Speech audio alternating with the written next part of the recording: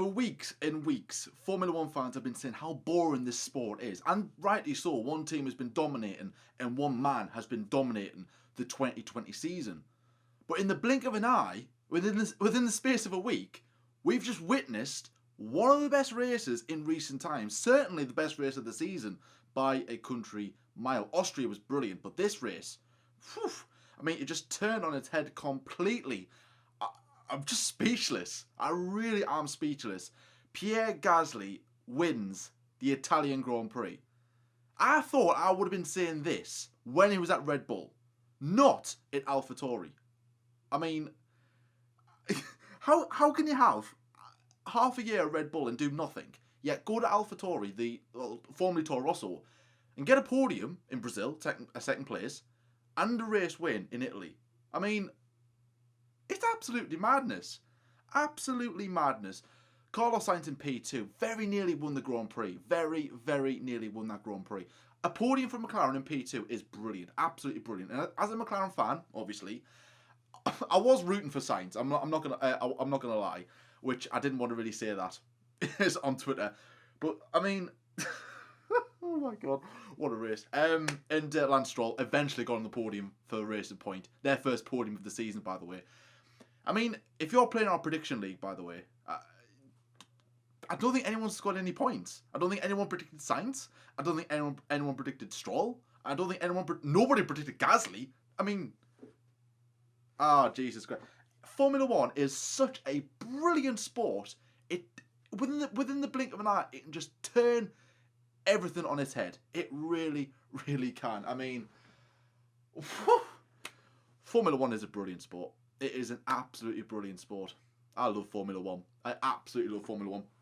So literally, I was writing notes. The first part of the race, within the first 20 laps or so, before the safety car came out, it was going to be bog standard. You know, Hamilton was running away with it, as he normally does. And behind him, the McLaren's doing pretty well, by the way. Lando Norris got a brilliant start, as did Carlos Sainz.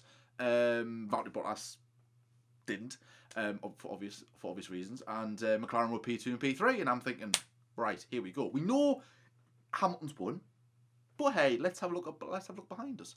And of course, what happened had happened. K-Mag decided to shut down the car. Well, it didn't shut down the car failed him. And K-Mag, I don't know if you're watching this, but if you are, thank you, because that just completely turned the race on its head. Hamilton pits under the safety car when the pit lane was closed because of where the position of the car was, as did Giovinazzi. They pitted, weren't supposed to, both handed with a 10-second stop-go penalty. And then Charles Leclerc decided to crash a Parabolica, which I did, by the way, if you remember, in one of my streams on Twitch. He crashed, safety car came out, red flagged to repair the car, to repair the barriers and to remove the car. And he had to take the penalty within the first 3 laps of the restart, which happened about 25 minutes later. I mean, I don't even know where to start with this race. I mean, I really don't. You know, you had, who did you have for the restart? You know, obviously the Racing Point's up there, the McLaren's up there. Alfa Romeo, they were a surprise contender at the front. Kimi Raikkonen doing bit. He was P2 at one stage. I mean, what? Absolutely crazy. But I mean, I can't fault Gasly. His performance today was unbelievable. In fact, not just this race, but this weekend in general. You know, the AlphaTauris had tremendous pace from practice, qualifying, and even in the race. You know, they had an outside chance of possibly getting a podium if drama unfolded at the front, which it did, but not a race win. You know, Red Bull were well off the pace. They qualified, P5 for Verstappen and P9 for Albon, which is average for Albon, but bad for Verstappen. Carlos Sainz had a P3, which is brilliant. You know, Mercedes looking out the front row, which they did throughout the entirety of the weekend, by the way. It was just absolutely crazy. I mean, I don't even know where I'm going with this. I'm just lost. I really am lost. I was writing notes up until the last 15 laps, and I just went, I'm not writing any more notes. I just want to take it in as a fan of the sport. Wow. Jesus Christ. Right, so anyways, so where do you even start with that? Where do you even start? Right, so we'll start with Mercedes. They qualified P1 and P2. Yeah, Bottas had a really poor start. that he got told he was going to go onto a long stint. And as well, Mercedes, this issue cropped up again with the whole cooling of the car problem, which hindered them a lot last season, but they seem to rectify this season. But it's cropped up again, which is a bit concerning. You know, Bottas was told to stay out of the slipstream of certain cars because his car was getting too hot. And then Hamilton had the same thing when he was fighting his way through the field. I think, you know, by opening up the car to cool it down more, it adds more drag to the car, which in a track like Monza you don't really need because you'd be very slow in the straights. So they had to really just, well, they were only hoping that he was going to be behind Lewis, which wouldn't have hindered him at all. Simple 1-2, there you go, happy days, result handed that you want to play it. But no, he got a very bad start. Are Mercedes regretting giving Bottas another year deal? I mean, no, but his performances haven't been good lately. And if these continue into next season, and maybe Red Bull, I don't know, gain a bit of pace next season, who knows? We'll have to wait and see on that. I don't think they are, I'm just saying that just to spice things up, I suppose. So yeah, Hamilton gets a 10-second stop-go penalty. Safety car on lap 20, which was of course down to K-Mag. Then safety car again on lap 25 after Charles Leclerc binned it. By the way, he's okay, which is really good to see. Brilliant marshal work as well. Nearly dropped the car, but I mean, it's broken anyway. You may as well just scrap it, guys. So yeah, Ferrari, a horrible weekend for the Tifosi, and of course their home race. Ferrari P13 in qualifying for Charles Leclerc, P17 for Sebastian Vettel. Brake failure for Sebastian Vettel on lap 6. The rear of the car, you could see on his left rear, I think it was, catch fire, out of the race, went straight on at turn 1, boosh, knocking over the bollards where you've got to zigzag through if you do decide to go straight on, whether you lock up or whatever. Charles Leclerc was struggling throughout the entirety of the race. He was P13. I wrote that down on lap 11, by the way. That's where he qualified, by the way. Then he pits for the hard set of tyres. And then he starts making a little bit of ground. But, of course, like I said, he just crashes out, loses the rear at turn 11, Parabolica. And that was pretty much it for Ferrari. Like I said, Ferrari fans shouldn't have tuned in. But I hope you did not take my advice in the preview, because I said Ferrari fans don't tune in. But if you didn't tune in, oh my god, I feel for you. I really do. Red Bull P5 for Verstappen, P9 for Alexander Albon in qualifying. Poor start from Alexander Albon, by the way. I wrote that down in the first place because I seen he went across the chicane at turn 1, but then I posted a tweet out asking. I heard there was an incident. I heard that he got a penalty, a 5-second time penalty, which I was like, oh, what's happened here? I've totally missed this. Turns out he made contact with Romain Grosjean at the very beginning, and then he gets a penalty. No, that wasn't the case. He made contact with Gasly at the start, didn't he? And then it was the incident with Grosjean that got him the penalty, because he got a penalty on his second place. And I was like, oh, what's happened here? I thought the first penalty was done and dusted. I thought they said no investigation needed. That's where I went wrong. And Alex said floor damage, therefore he lost a bit of pace. He got that 5-second time penalty in lap 8. Max Verstappen, DNF, lap 31. He had a problem. I don't know what that problem was. I'm pretty sure you might have known by the time this review goes live. Let's move on to McLaren, shall we? Big smile on my mug today. Carlos Sainz P3 in qualifying. Lando Norris P6 in qualifying as well. Great start from both McLarens. Lando Norris, brilliant manoeuvre on Valtteri Bottas into turn 3 and 4, the next chicane. Superb. Or turns 4 and 5, should I say. Sorry, turn 3. The Curva Grande, that's technically turn 3, isn't it? Yeah, Norris and Bottas lap 1, brilliant, absolutely fantastic. And I wrote down McLaren to stay out because I thought they were just going to be staying out during the first lot of safety car, but of course that wasn't the case when the pit lane was closed, and that's when everything just really unfolded.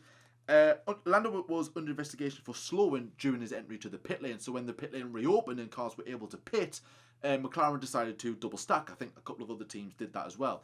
And to kind of give them a little bit of an advantage, he slowed down just a little bit, just to give the team enough time to put the tyres on Carlos's car, get him out, and get Lando in and get ready for his pit stop. There was a bit of a investigation into it, but nothing came about of it. Totally wiped off the slate. Carlos Sainz got Kimi for P2. Great manoeuvre at the restart. Lovely stuff. And like I said, Carlos Sainz got on the podium. Super job. Racing Point, podium, brilliant. P4 for Perez, P8 for Lance Stroll. I didn't write much notes on Racing Point, if I'm being totally honest. Stroll gets Kimi at turns 3 and 4. Around the outside, a lovely little manoeuvre from the Canadian. Very, very impressed. Showcasing once again his racecraft. It's very impressive, and he's certainly proven a lot of doubt was wrong, which, you know, he needs to do right now with the transition of Aston Martin next season. He needs to prove to people, even though his dad owns a team, his seat maybe isn't as guaranteed as what maybe a lot of people think. But certainly to his performance, hey, very, very impressive from Lance Stroll, and he gets a podium for good measure. Renault, I had nothing. I don't know why. I just thought they had a quiet race. But they did finish P6 and P8 in the race. Ricciardo P6, Ocon P8. Yeah, I mean, Renault had good pace in Spa. They were expected to have good pace in Monza. I mean, they were okay. They weren't, like, terrible, but I thought they might have been a bit higher than where they were. Ocon didn't make it out for Q2. Ricciardo did okay in Q3, P7 in qualifying. And they had okay race pace, but nothing really amazing. And I had Ricciardo as P3. Yeah, never mind. Alfa Romeo, again, you would expect the Ferrari power cars to be struggling. They were struggling. P14 for Raikkonen, P18 for Giovinazzi. Giovinazzi, of course, had that penalty. And Kim Raikkonen stayed out. He was up to P3 or P2, I think I said, at the restart, which is brilliant. But then, with him having the Ferrari engine, he lacked a bit of straight line speed. So he did get swamped at the start. Well, at the restart, at least, anyway. I think he dropped, like, five or six positions in the space of 2 or 3 laps. It was pretty drastic. AlphaTauri, wow. Gasly 10th, Kvyat 11th in qualifying. Gasly won the race. I mean, driver of the day as well. Driver of the day for me. It could be him, Sainz as well, but I'm going to say Gasly 100%. What a weekend AlphaTauri have had at their home race. To beat Ferrari at their home track is incredible. You know, the last time they did this was in 2008 with Sebastian Vettel in a rainy Italian Grand Prix. Today was bone dry. I mean, 20% chance of rain, but hey, that's every week, isn't it? I mean, Jesus Christ. I just can't fathom how good that race was. Amazing. Haas, very, very quiet. Came out, of course, had that DNF. Something broke, he quoted on team radio. 15th for him, 16th for them in qualifying. Williams, yes, their last race under a family ownership. They were, again, very slow, wasn't really that impressive, was it, for Williams? Very disheartening, because I wanted Williams to be in the points, if possible. Latifi was close in P11, I think it was at one stage, but, you know, he got swamped for a little bit of time. He actually finished in P11 anyway, so that was pretty impressive. So let's look at the race classifications for the 2020 Italian Grand Prix. Pierre Gasly wins his first ever Formula 1 Grand Prix. Truly incredible. P1 for him. Carlos Sainz in P2. Superb job from McLaren. And P3, Lance Stroll in the Racing Point. 3 cars you would not expect to see on the podium. One of them was a very, very low chance of happening. But 3? You would have said to me impossible if I said this to you in the preview. Jesus Christ. And of course, Pierre Gasly winning means it's the first non-Mercedes, Ferrari or Red Bull team, technically, to win a race since Kim Raikkonen at the 2013 Australian Grand Prix. So we can clean that stat, slate clean. And now we can say, well, no one's won it. No Red Bull, Ferrari or Ferrari, Red Bull or Mercedes team have won it since the 2020 Italian Grand Prix with Pierre Gasly. Lando Norris in P4. Close on the podium, could have got it. Unfortunately, 6 seconds. He finished, 3 seconds behind Lance Stroll and 6 seconds exact, by the way, bang on 6 seconds. He finished behind Pierre Gasly. Valtteri Bottas in P5. He makes a little bit of ground on Lewis Hamilton, but it wasn't enough. He was struggling. He did struggle this weekend. He struggled in the race.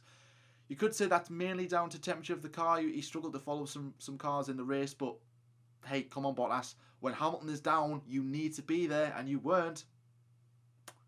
Never mind. Daniel Ricciardo in P6, super job from him. Lewis Hamilton in P7 did a solid job to go from the back of the grid. Excuse me. And he was about, 10 seconds behind, was it Albon? Was it Albon? I don't know. I think it might have been Albon. At the restart, when he pitted to do his 10-second stop-go penalty, went out. I'm sure it was Alexander Albon who was behind. So up to P7, solid job. Esteban Ocon P8. Again, solid job for Renault this weekend. 9th place, Daniel Kvyat. Hey, never mind. Kvyat, commiserations. And 10th place was Sergio Perez. 11th place, Nicholas Latifi. I mean, it was almost what? It's like... He was only like, what, 8 seconds behind Sergio Perez in the racing point. But still, though, he could have got points for Williams' last race as a family-run team. Roman Grosjean in P12, Kim Raikkonen in P13, commiserations. George Russell in P14, Alexander Albon in P15. Again, he sustained floor damage. The pace wasn't really that good, but again, Albon, oh man, I mean, well, yeah, never mind. And Antonio Giovinazzi in P16. Your retirements, of course, were Sebastian Vettel. He retired at the very beginning of the race. Kevin Magnussen, which just turned the race on its head. Charles Leclerc, binned it. He's okay. And Max Verstappen, he retired as well. Jesus. Wow. That was a truly amazing race from...